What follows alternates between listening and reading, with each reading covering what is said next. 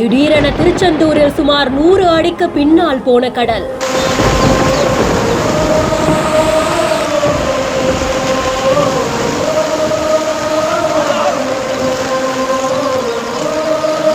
வெளியில் தெரிந்த பச்சை உயிரின் மேல் ஆற்றினோடு வரலாற்றை பதித்த இளைஞர்கள்.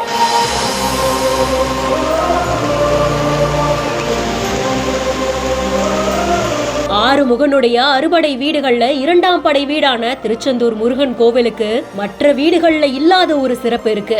ரம்யமான கடலுக்கு பக்கத்துல இருந்தே ஆறுமுகன் காட்சி அளிக்கிறாரு. அப்படிப்பட்ட கடல் தான் திடீர்னு இவ்வளவு தூரத்துக்கு உள்வாங்கி இருக்கு. இதனால பாசி படிந்த பாறைகள் வெளியில தெரிஞ்சிருந்திருக்கு.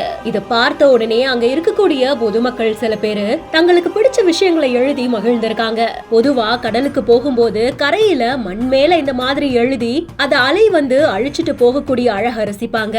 அதேதான் இந்த இளைஞர்கள் பாறை மேலையும் செஞ்சிருக்காங்க. ஆனா கடல் உள்வாங்கி இருக்கிற இந்த மாதிரியான சமயங்கள் ஆபத்தானது. அதனால கரை கிட்ட போக வேண்டாம் அப்படின்ற எச்சரிக்கையும் விடுக்கப்படுது.